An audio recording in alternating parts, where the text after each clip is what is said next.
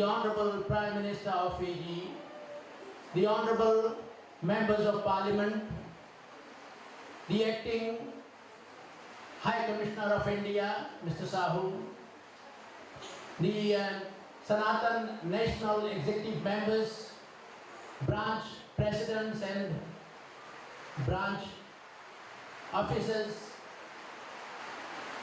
distinguished guests. Thank you. Good morning, everyone. Good morning. Thank you. The National President, Shree Dharm, Prathinidhi Sabha of Fiji, distinguished guests, members of Parliament, ministers, Bula Benaka, and a very good morning to you all. It is always a great pleasure for me to attend any Sanatan event because of the opportunity to honor and highlight the great work you are doing to help build our nation, and especially in the fields of education and social welfare.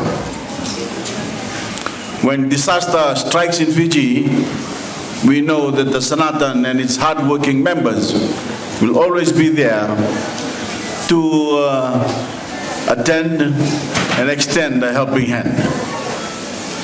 And I want to warmly thank you all for once again extending the hand of assistance in recent times to those of our fellow citizens affected by the back-to-back cyclones of Josaia and Kenny. Once again, many of those who lost their loved ones, their homes or possessions, or had their businesses, farms, or plantations damaged, were able to benefit from the assistance of the Sanatan. And you set a great example to all communities in Fiji of the importance of us always coming together to support each other whenever tragedy strikes. I especially appreciate your invitation to speak to you today on your conference theme of addressing climate change through moral values. It isn't often that we see the climate threat being cast as a moral challenge. But of course it is. Because at its most basic, it is about the moral obligation of those nations that have benefited the most from the industrial age to assist those nations that are most vulnerable to its impacts. And also the moral obligation of us all, individually and collectively, to do what we can to reduce the climate threat and protect and preserve the planet that is our only home. Friends, this morning, this is not a day for party politics because the Sanatan crosses all barriers and is rooted in the principle of service to others, irrespective of their backgrounds and beliefs. But before I talk about climate change, I do want to talk about the importance of national unity in the lead up to the election that is coming sometime this year. And also the importance of the government's central mission to empower all of our citizens as we move forward together as a nation. Because it is through empowering individuals, by giving them the ability to improve their own lives, that we are equipping our nation for the even better days that I'm convinced lies ahead. This morning, you will all be digesting the contents of last night's budget, which has built on a great many of the programs my government has instituted over the years that are all about empowerment. Not so much giving our people handouts, although sometimes they need them, as with the home care program after the recent floods, but giving our people what I'm fond of calling legs up, assistance from government that help them to help themselves, so that when they do so, it's not just a short-term fix, but gives them the chance to secure a lasting improvement in their lives and those of their families. And as families all over Fiji are empowered, they carry the nation with them towards a better future for Fiji as a whole. Friends, last night's budget was many things. It was bold, imaginative, comprehensive, and sets us all for a wonderful year. But it was also prudent and responsible, because unlike some of our predecessors, this government is determined to live within our means. When we borrow, and every nation borrows, we don't borrow for the day-to-day operation of government. We borrow for infrastructure development, such as roads and airports, that we know will grow our economy and produce a better return on that investment for everyone. Friends, it is this responsible management of our economy under my right-hand man, the AG and Minister for Economy, that has laid the foundation for Fiji's increasing prosperity. 9 straight years of economic growth, the longest in Fijian history, and a proud record that we are determined to continue. Because as I've said before, we are convinced that the best is yet to come. Friends, we are using that prosperity as each year passes to not only unveil new initiatives, but build on all the programs we have already delivered. Foremost of these is our education revolution. The free schooling, tertiary loans, and scholarships that have already transformed the lives of the most disadvantaged Fijian children. I am extremely proud to head a government that has produced the first $1 billion spend on any ministry in any budget in our history. And I'm proud because that spend is on education, a major investment in the future of our young people. Because of the Sanatan passion for education, let me highlight some of our announcements last night that I'm especially proud of and that I know you will all welcome.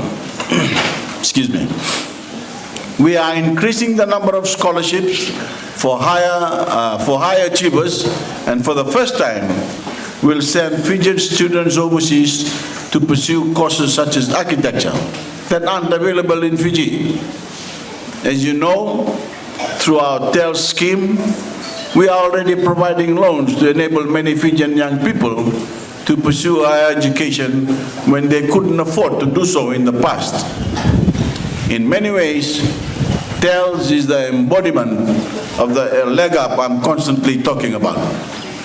My government's philosophy of empowerment.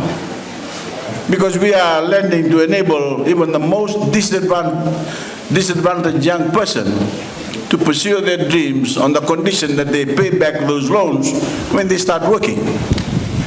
Last night, we announced a new and very imaginative initiative that helped these young people even more. If TELS recipients pay off their loans at a faster rate, they will all be given big discounts in the total amounts they will have to repay. So this is a big incentive for young people to work hard to pay off their debt, because they will be saving money. And it also ensures that the government gets the money back more quickly and is in a better position to help others obtain the same benefit. Friends, I'm sure this initiative will be widely welcomed, not only by TELS recipients and the wider Fijian family. Because again, it is government empowering ordinary Fijians and giving them the means to help themselves, while at the same time raising the skills of the nation as a whole, benefiting the wider economy and moving us all forward together. So this is not just an incentive for individuals, but an important exercise in nation building. The same applies to the increased allocations in the budget for maternity leave and also our first paternity leave program. Nothing is more important to the Fiji First government than strengthening Fijian families. So as we've said, this budget is about uplifting families and uplifting Fiji. Friends, as well as growing our economy and increasing opportunities for the Fijian people, you will all know that one of our main priorities is the fight against climate change. So as Prime Minister and President of COP23, the global climate negotiations, I especially welcome the emphasis on climate change as the theme of your 59th convention this year. The Fijian people don't need any lessons about the importance of confronting the climate threat. I've already referred to the recent damage caused by cyclones Josaia and Kenny. But as you all know, Cyclone Winston just over 2 years ago not only killed 44 of our loved ones, but caused damage equal to 1/3 of our GDP. So we are directly in the firing line, and no amount of wishful thinking is going to alter that fact. When Fiji was given the opportunity to lead the global response to the climate threat, we seized it. And with the help of our COP donors, have been very successful in doing so. We brought the world together last November at COP23 in Bonn to continue the job of implementing the work program for reducing greenhouse gas emissions that was decided in the Paris Agreement of 2015.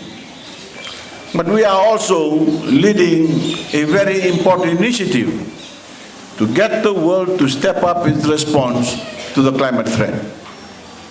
Because what has been agreed so far is simply not enough.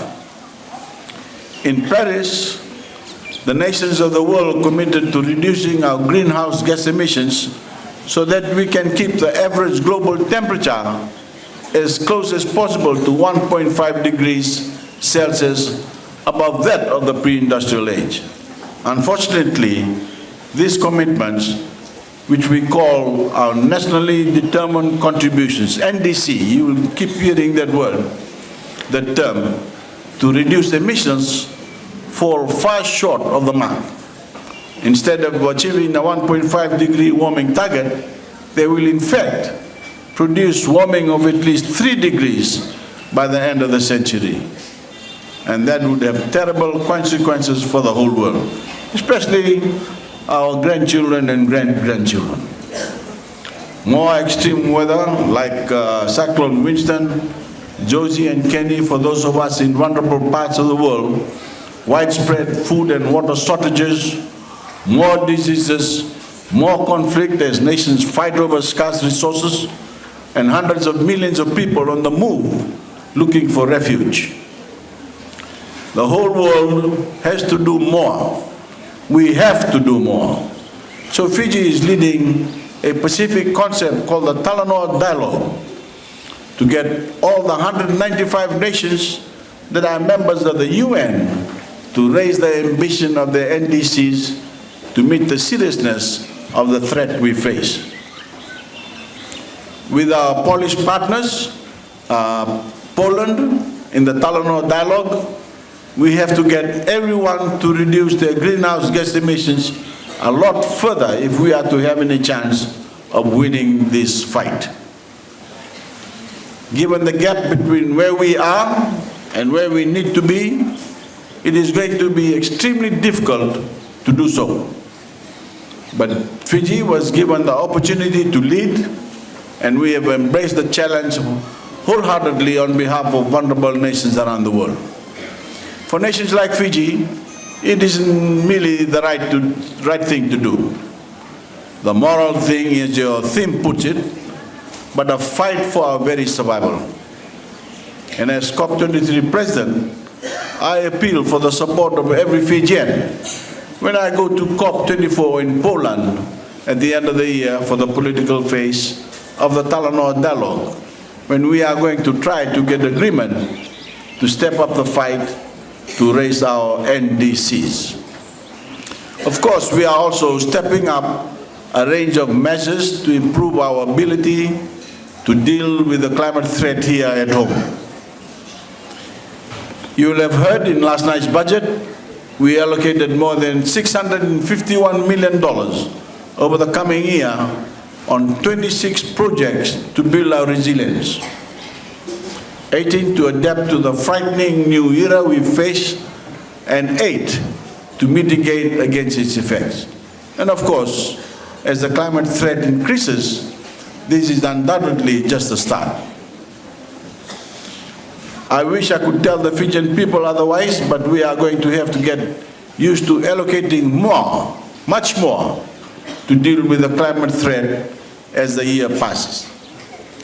The industrial nations promised in Paris to mobilize $100 billion a year in public and private finance to climate-vulnerable nations like Fiji by 2020. But unfortunately, only a fraction of that has been placed on the table. And we need a much bigger global effort if we are to have any hope in the vulnerable nations of adequately coping with this threat. So, friends, you are right to cast this as a moral challenge, and I thank the Shree Sanatan Dharm for doing so and for inviting me to be with you all today. To both the National Committee of Sanatan Fiji and especially the Nasinu branch, and to the generous Sanatan sponsors, Vinakavukalevu, for all that you have done to make this convention the success I know it will be. I wish you all, on behalf of the Fijian people, for all the religious, sporting, and social engagements that traditionally make up this great occasion. And I know, I now have the great pleasure to declare the 59th Sanatan Convention open. Vinakavukalevu, Dan Bad, and I thank you.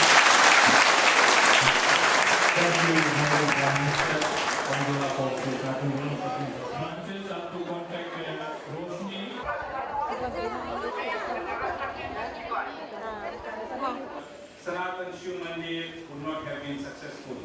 Finally, I wish for today we will have the opening of the tournament.